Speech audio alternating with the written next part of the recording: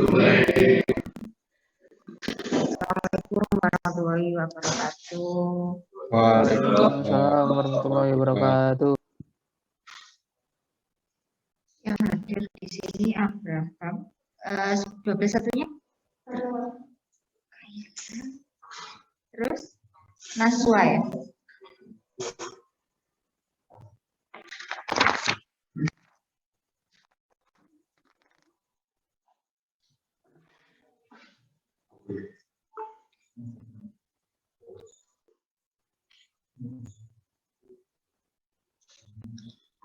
Dua belas duanya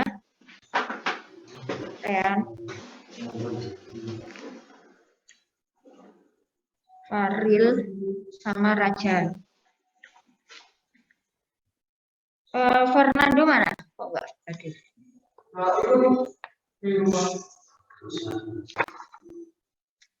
Oke.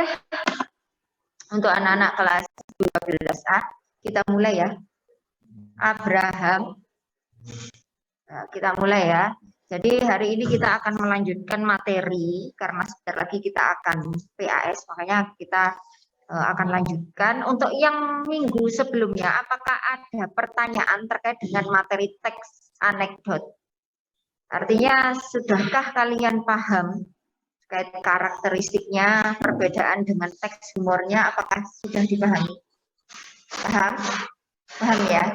Nggak ada pertanyaan ya? Oke. Kalau tidak ada pertanyaan, saya yang tanya. Jihan Lutfia, sebutkan satu karakter teks anekdot, satu saja karakteristiknya.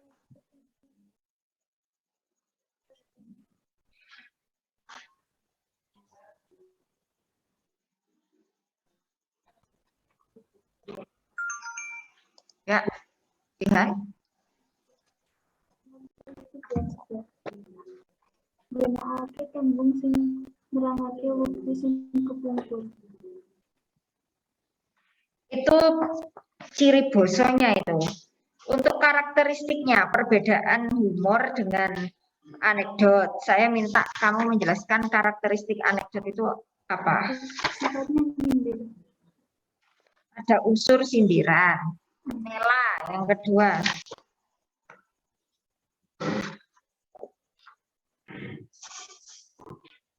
Mela.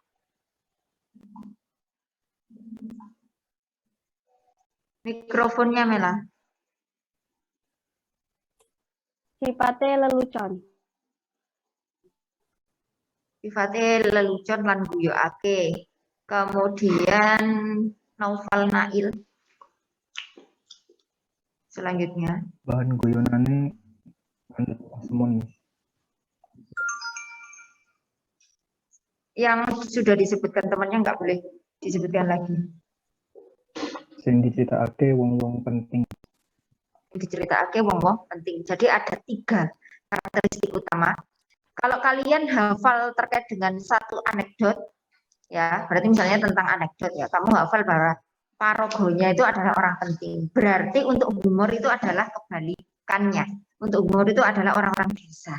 Kemudian yang kedua, tidak hanya memberikan lelipur, tetapi juga memberikan unsur sindiran. Yang satunya hanya sifatnya lelipur aja atau hiburan. Yang kedua memberikan kritikan. Jadi yang satu hanya sifatnya adalah ya lelucon atau guyokake, sifatnya hanyalah lelucon aja. Nah, kalau misalnya kalian hafal satu, misalnya terkait dengan anekdot saja, misalnya untuk humornya saya nggak hafal, ya tinggal aja kebalikannya seperti itu. Ya, gunakan dengan bahasamu sendiri. Seperti itu. Mungkin ada lagi yang mau ditanyakan? Tidak ada. Jika tidak ada, saya akan melanjutkan di bab selanjutnya, yaitu tentang cerkak. Ada yang tahu cerkak? Cerita cerkak. Gimana? Cerita pendek itu kalau gampang nih. Cerkak itu kan suatu singkatan dari cerita cekak. Cerita itu cerita, cekak itu pendek. Jadi dia adalah cerita pendek kalau dalam bahasa Indonesia. Nah, di sini kalian nanti tujuannya adalah mengidentifikasi, menganalisis struktur teks cerkak, serta dapat menerapkan dalam kehidupan sehari-hari. Nah, ini termasuk karya fiksi, ya, menganalisis karya fiksi dan non fiksi sama. Jadi untuk kelas 12 itu memang kalian fokusnya hanya di teks, ya, seperti itu, teks drama, anekdot, cerkak, drama hasil konversi, dan pagelaran seni. Nah, sebelum saya lanjutkan ke pembahasan selanjutnya, perlu kalian ketahui bahwa hari ini kita akan mempelajari tentang struktur, kemudian karakteristik, dan unsur basa teks cerkak. Seperti itu. Nanti kalau misalnya waktunya masih nutup, kita membahas terkait dengan tata cara menulis teks cerkak itu sendiri. Nah, di sini yang pertama kita akan mempelajari tentang struktur. Tentunya kalau kita mempelajari suatu teks, pastinya kita juga harus tahu terkait dengan strukturnya. Struktur itu adalah yang jadi ini bisa disebut sebagai cerkak, ini bisa disebut sebagai anekdot. Itu mempunyai karakteristik, salah satu karakteristiknya itu ada di struktur itu. Nah, struktur ininya itu berisi tentang apa? Kalau misalnya kemarin anekdot itu cirinya adalah, kalau anekdot itu ada yang paling menonjol adalah krisis. Letak krisis itu hanya milik anekdot, kayak gitu. Ya, Faril pindah ini.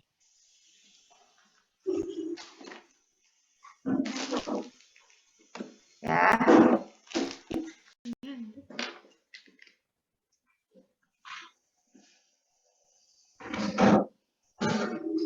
Oke ya. Jadi perhatikan sekali lagi. Kalau misalnya kita mempelajari suatu teks, yang perlu kita tahu hanya yang pertama adalah struktur.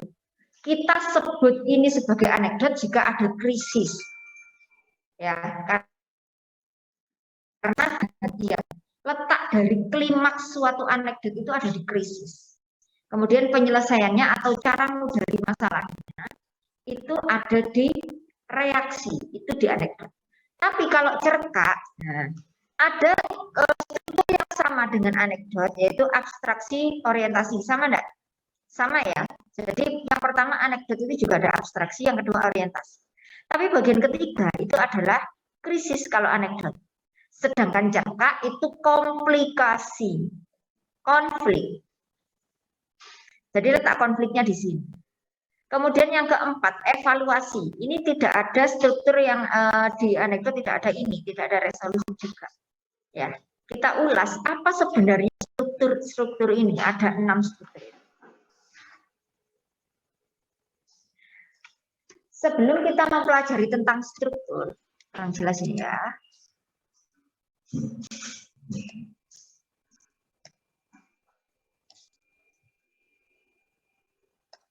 Sebelum kita mempelajari tentang struktur teks cerkak, kita harus tahu dulu cerkak itu apa. Kalau misalnya dalam bahasa Indonesia, cerkak itu adalah cerita pendek.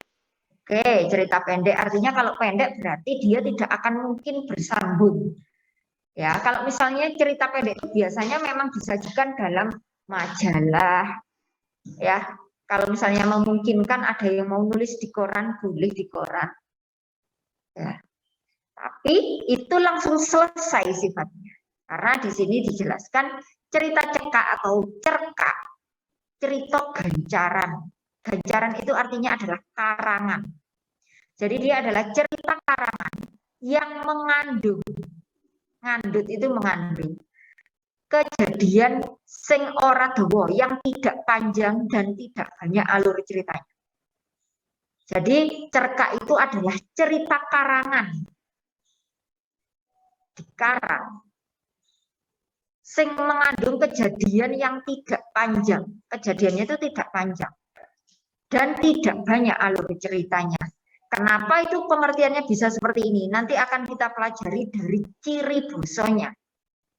Kenapa muncul pengertian seperti ini, Miss? Muncul pengertian seperti ini karena nanti kita ada hubungannya dengan ciri boso.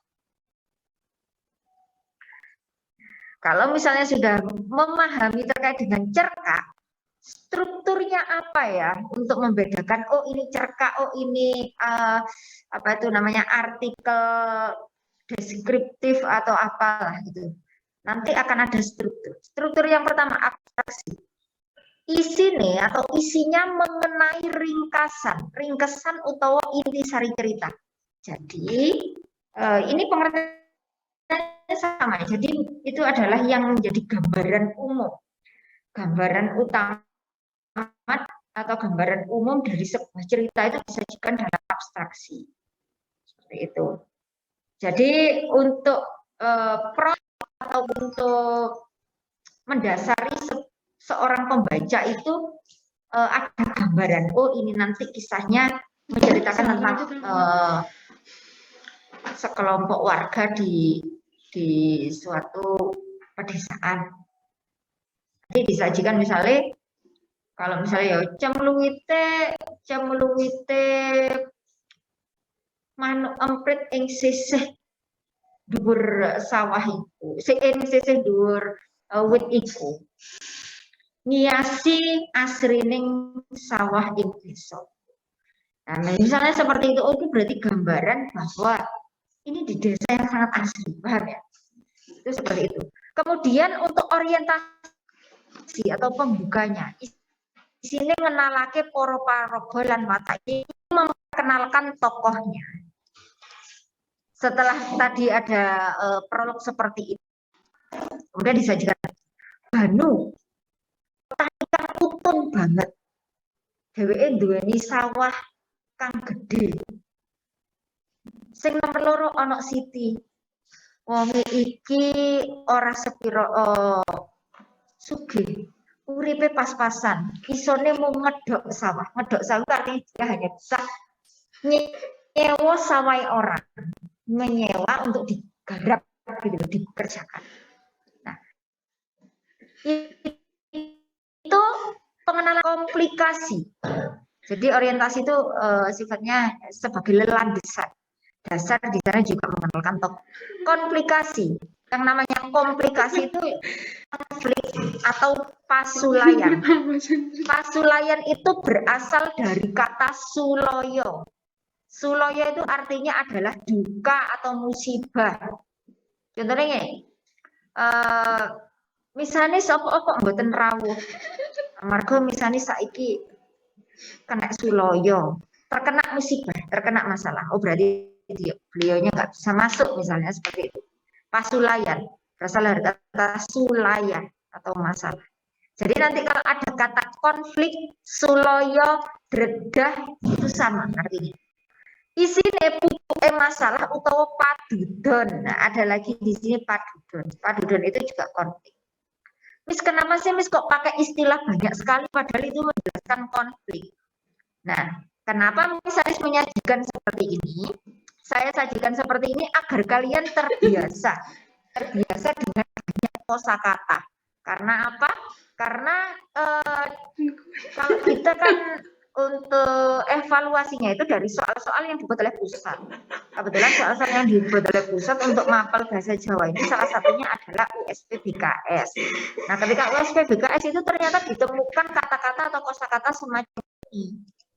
Oh, jadi itu kalian harus belajar terkait dengan dasar namanya atau nama-nama lainnya. Makanya di sini saya jelaskan ada padudon. Sing dialami dening Pak Jadi komunikasi itu menceritakan tentang masalah sampai puncak masalah atau klimaksnya, ujung masalah. Sing nomor papat yaiku evaluasi. Isine ngenani tondo-tondone paro-paraga sing ngalami dadaku wis mulai bisa nemokake cara. Ingat, evaluasi itu bukan masalahnya sudah selesai. Tapi paraga atau tokohnya itu sudah mulai bisa menemukan cara. Ada tanda-tanda menemukan cara, itu dievaluasi. Ya, kalian ini saya jelaskan secara ringkas sesuai dengan pemahaman yang bisa kalian tangkap. Ya, jadi seandainya nanti kalian kesulitan dalam menghafalkan banyaknya kalimat ini, setidaknya ketika kalian paham terkait dengan intinya, silahkan dijelaskan pakai bahasamu sendiri. Ya, Tuh. Sing nomor 5 yaitu resolusi utawa pamudari. Baru disinilah letak bahwa masalah yang terjadi itu sudah selesai. Artinya isinya ngudari masalah. Jadi letak penyelesaian masalahnya itu di resolusi, bukan evaluasi. Kalau evaluasi adalah tanda-tandanya para guys mulai nemokake. Kalau di sini penyelesaian masalahnya itu di resolusi. Sampai di sini ada pertanyaan? Belum. Belum? Yang online bagaimana? Ada pertanyaan? Belum, Miss. Tidak ada ya? Yang terakhir yaitu penutup wujudake panintinge dudutan. Jadi yang menunjukkan paninting itu artinya yang menyertai. Jadi yang apa ya sebagai jadi kesimpulan itu yang mendasari sebuah kesimpulan itu. Wujudake panintinge dudutan itu kan kesimpulan. Dening para pamoca bisa uga leading cerita. Jadi bagaimana para pembaca itu bisa merangkum semuanya, menyimpulkan semuanya bahwa kesimpulan dari cerkak itu seperti itu. Sampai di sini ada pertanyaan? Jadi ada 6 struktur. Oke ya, 6 struktur.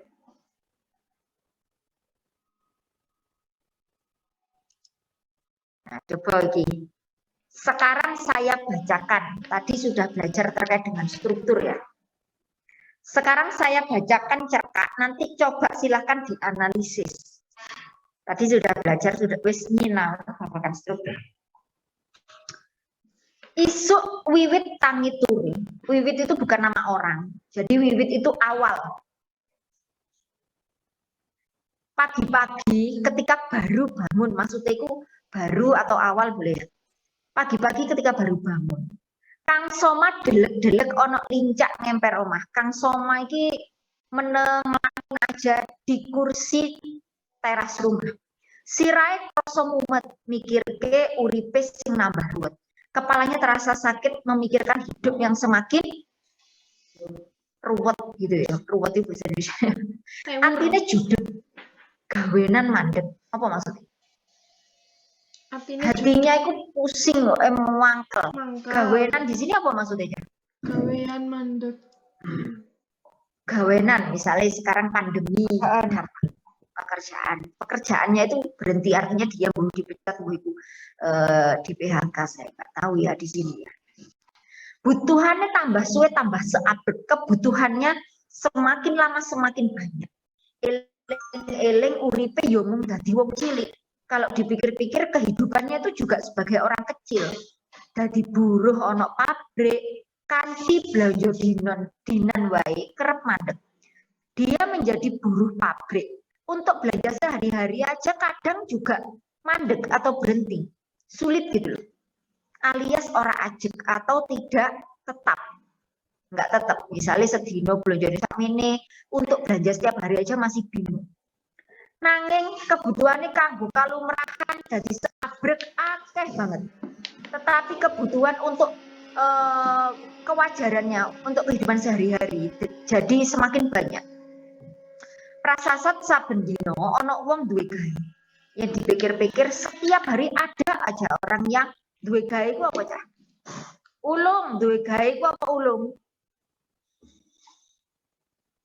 Duwe gawe ku duwe kayak ulung kawinan iku enggak sih? Mikrofon ulung. Ya kerjaan. Duwe gawe itu bukan Punya acara. Bukan mencari kerja. Duwe gawe itu orang yang apa? Punya hajat itu loh. Ya. Ya, jadi prasasat akeh wong duwe gawe. Jadi ada orang yang punya hajat.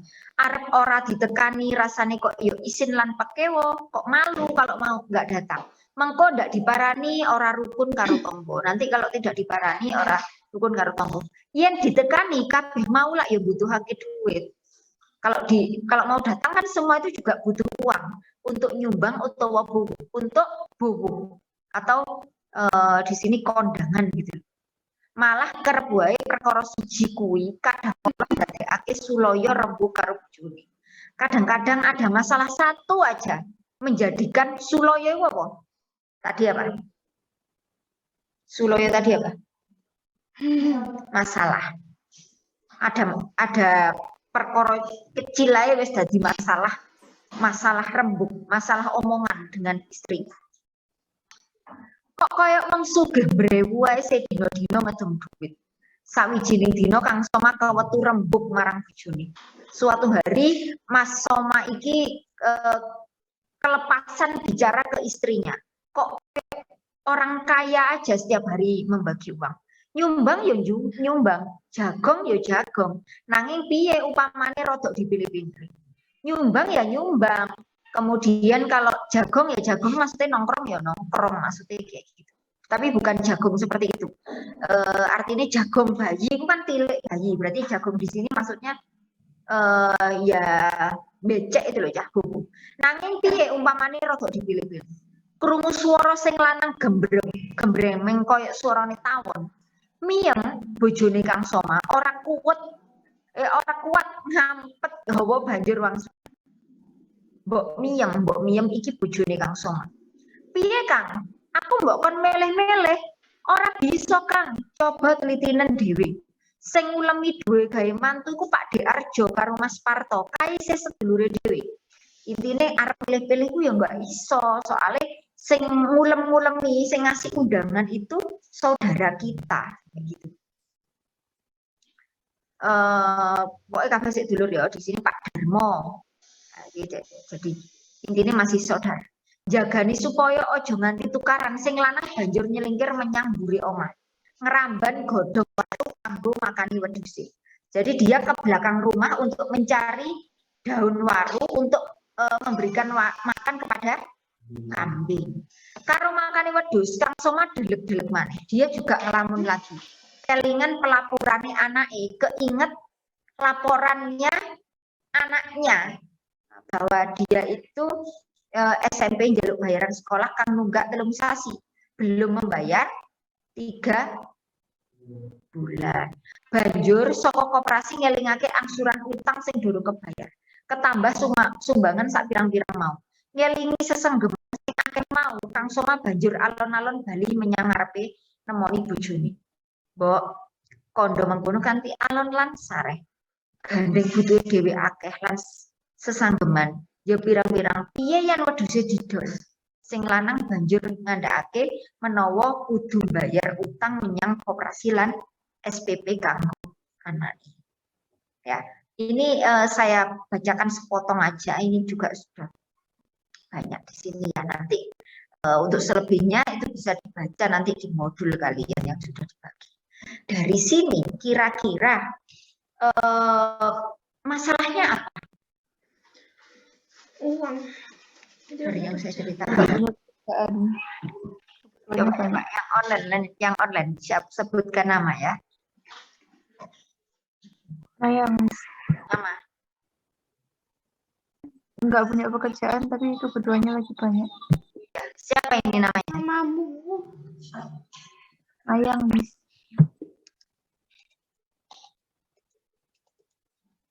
Oh ya Maya. Oke.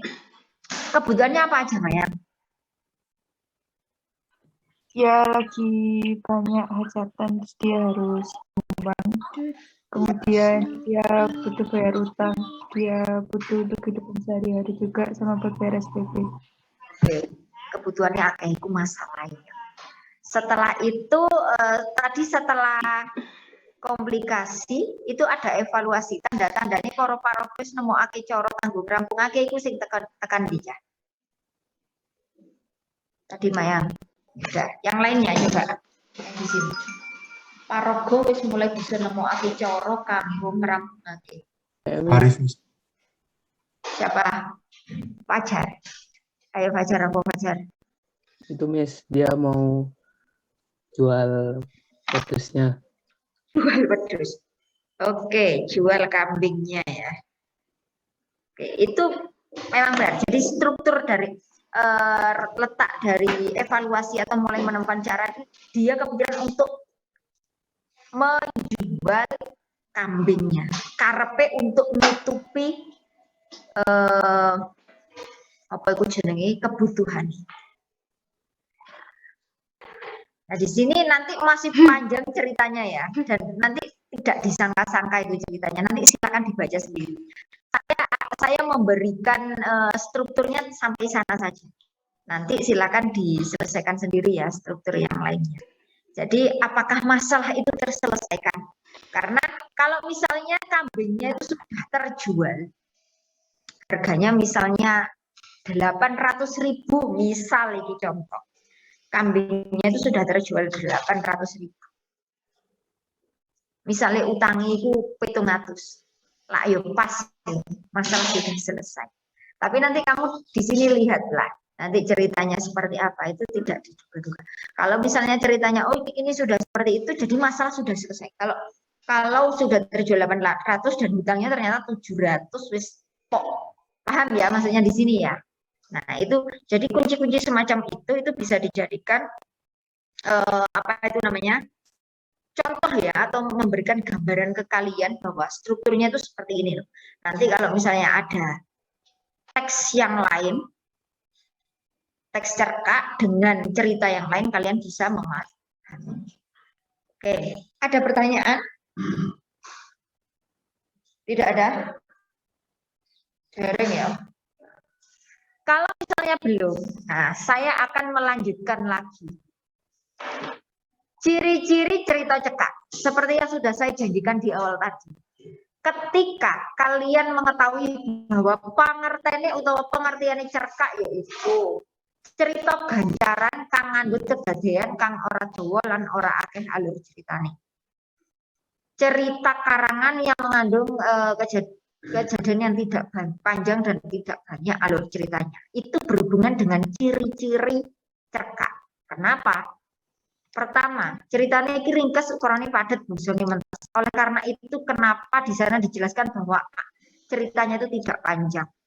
Ya, isi ceritanya gegayutan karo lelakoni manungso. Jadi yang diceritakan adalah perilaku manusia. Sing diceritakake mung saperangan. Saperangan itu artinya adalah sebagian. Inilah yang menjadi salah satu kunci. Sebagian perilaku manusia. Jadi yang dimaksud itu seperti ini. Ketika saya mau menceritakan tentang kisah nelayan di Pantai Sendang Biru misalnya. Kisah nelayannya itu seperti apa? Ono Pak Parto minangka nelayan senior ing Sendang Biru. Golek iwak ing Pantai Sendang Biru misalnya Pak Parto itu misal. Nah ternyata ada nelayan-nelayan baru yang juga mencari ikan di sana. Nah intinya itu hanya menceritakan tentang sebagian perilaku nelayan di sana. Ya siapa saja ya Pak Parto sama teman-temannya tadi. Itulah sebagian perilaku manusia. Bukan menceritakan tentang nelayan secara umum. Paham ya? Itu yang dimaksud saperangan. Itu yang menyebabkan bahwa alurnya itu tidak banyak dan tidak banyak yang diceritakan. Alur ceritanya dimati saka wiwitan beredang nanti ngerampungake perkara. Apa sing diceritakan jeneng cerita cerkak bisa langsung tamat. Bisa langsung tamat. Seperti yang saya jelaskan bahwa biasanya itu disajikan dalam sebuah majalah. Tapi sifatnya tidak bersambung ke edisi selanjutnya. Kalau misalnya bersambung ke edisi selanjutnya itu namanya cerita sambung. Kalau cerkak itu langsung tamat. Jadi dalam satu buku itu bisa langsung selesai. Ya, tadi saya nggak bawa majalah ya, saya kasih contoh harus. Itu bisa langsung tamat. Paham sampai di sini? Oke.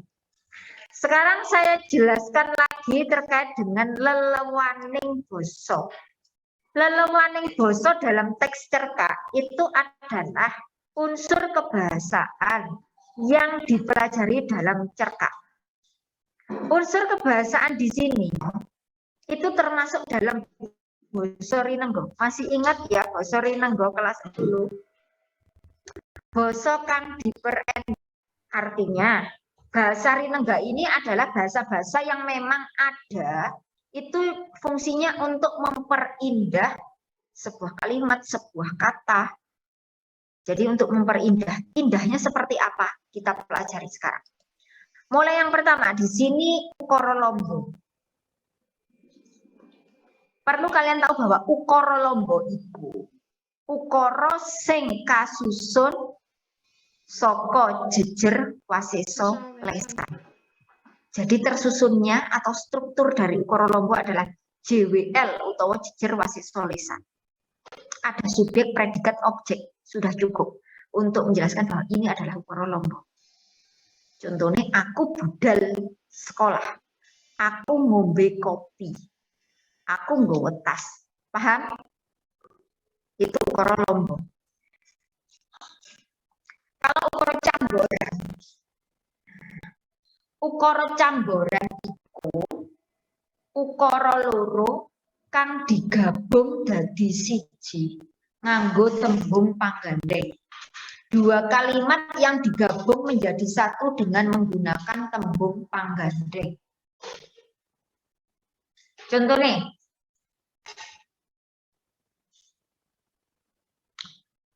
aku tuku buku, aku budal sekolah. Ada dua kalimat aku tuku buku, aku budal sekolah. Jika diowahi atau diubah menjadi ukara cambor, aku tuku buku, banjur budal sekolah. Boleh tidak? Boleh. Boleh ya. Nah, jadi ada dua kalimat itu yang saya gabung menjadi satu dan menggunakan tembung panggandengnya yaitu banjur tadi. Paham? Kalau misalnya subjeknya sama aku, itu kita disebutkan salah satu. Tapi kalau misalnya aku meterno adik, aku meterno adik dari sekolah, ibu blonjo. Nah, misalnya kayak gini, ibu budal blonjo. Sing kalimat pertama, aku meterno adik dari sekolah, ibu budal blonjo. Kalau misalnya saya buat kalimat seperti ini boleh. Aku meterni adik budal sekolah, nalika ibu budal blonjo. Boleh ya? Nah, jadi itu ada dua subjek. Yang pertama adalah aku, yang kedua adalah ibu. Nah, pembuluhnya adalah nalika. Kalau tembung panggandeng adalah konjungsi, tembung panggandeng adalah konjungsi. Lan, banjur, kemudian utawi, dening, lan sapanunggalan. Paham ya? Oke. Kemudian yang keempat ada tembung enta. Perlu diingat karena ini perlu saya jelaskan berkali-kali. Soalnya ini memang kata-kata yang sering sekali keluar. Kan kisi-kisinya di 3 tahun ini sama. Untuk SPSDK yang keluar itu sama ya. Tembung enta saruju itu tidak keluar dari dua tembung. Enta itu adalah kiasan. Tembung sing tegese beri kiasan. Ya, kalau saruju itu dua kata yang sama atau hampir sama artinya untuk mempertegas maknanya. Kalau ini contohnya ya jelas tembung tangan nih karena memang apa jenis kiasan. Kalau tembung saruju itu gagah perkasa. Dua kata yang digabung menjadi satu. Dua kata yang penggunaannya itu bersamaan untuk mempertegas artinya. Kalau gagah berdiri sendiri itu boleh, bisa. Perkasa sendiri juga bisa. Tapi digabung itu semakin mempertegas arti. Paham ya? Kemudian yang purwokanti, ini yang agak sulit purwokanti. Jadi ini perlu diperhatikan.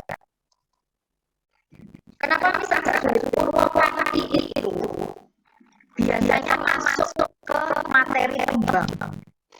Kayak purwokanti itu masuk ke materi tembang biasanya. Tetapi kadang-kadang juga ada dejerta. Namanya saja lewat buso atau busur bisa masuk ke semua lini.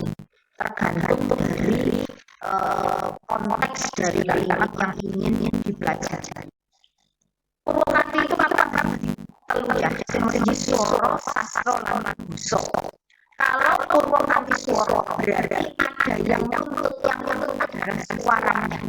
Contoh, Yen kepingin jujur, kudu jujur. Kalau kalian ingin beruntung, harus jujur. Ya, apa? Yang beruntung itu suara apa? Jujur, paham ya? Yen kepingin jujur itu suara. Kalau mau kisah sastra itu sing piye? Adigang lan gunung. Ada sastra itu ada huruf. Di sini ada beberapa huruf yang sama konsonan. Adigang, ade, ada d terus g juga. Adigang, adigung lan adigung. Mingkar mingkuring angkoro. Paham ya? Mingkar mingkur. Jangan sampai terkecoh kalau misalnya karena tadi ada yang kepingin jujur suara. Nanti kalau ada mingkar mingkur jadi suara, jangan sampai begitu. Mingkar mingkur itu sama-sama kurnya itu bisa suara. Tapi kalau mingkar mingkuring angkoro ada unsur konsonan yang sama, itu di sastra. Paham ya? Di sini konsepnya bisa ditangkap. Saya misalnya menjelaskan itu yang kira-kira kalian paham. Kalau nanti pakai bahasa Jawa yang terlalu sesuai dengan pengertian yang kesulitan. Kemudian kalau ruangan boso itu ada kata yang sama, tembung sing dalam satu uraian ini ada tembung yang sama. Contoh. Saya ada tembang. Dayo teko beberno kroso. Krosone bedah lewelen bola. Bola kental tanggalan kental. Dari sepenggal lagu bulanan. Kira-kira dari ngomong urutan kali. Yang menentukan apa? Dayo teko beberno kroso. Krosone bedah tanggalan bola. Suara oke. Selain itu, daya teko beberno kroso. Krosone bedah tanggalan bola. Bola itu ada kata yang sama. Berarti merupakan yang berarti tembang dolanan ini ngandut Purwokanthi swara lan basa. Paham enggak? Mingkar mingkuring angkara Purwokanthi. Adigang lan adigung Purwokanthi.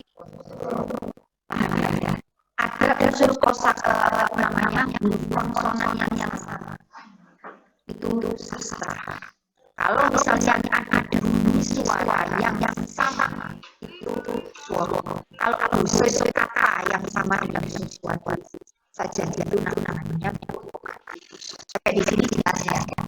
Kemudian tembung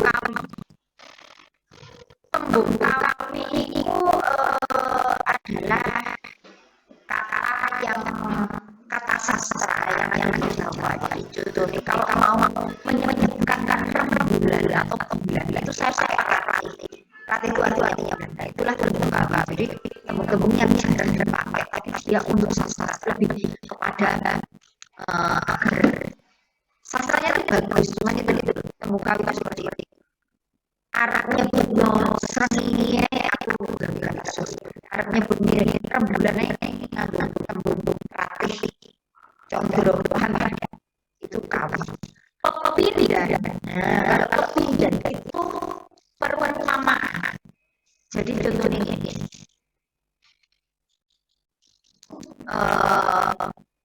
Bocah iku wayu banget. Laksono Putri Rojo. Jadi dia cantik sekali. Laksana Putri Rojo aja. Kata laksana itu yang menunjukkan pindah. Ya, jadi dia perumpamaan. Paham ya maksudnya ya? Laksana itu. Sampai di sini ada pertanyaan yang belum jelas. Boleh ditanyakan. Sudah habis waktunya? Belum. Sudah. Belum saja.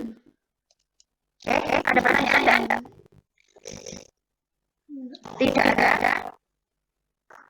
Oke. Baik ya, kalau misalnya tidak ada, mungkin itu dulu yang bisa dijelaskan oleh kita. Lihat jadwal, takut kalau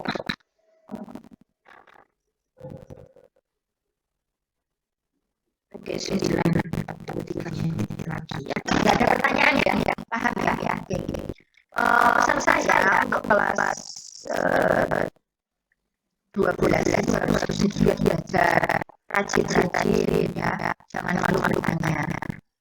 Oke, karena apa? Karena kesempatannya tinggal beberapa saat lagi, sebentar lagi kalian lulus ujian yang lainnya. Oke ya. Ada pertanyaan tidak ya? Oke, mungkin itu dulu yang bisa saya sampaikan saat ini kasih ulangan sumonggo dino sesarengan dino maupun bibi.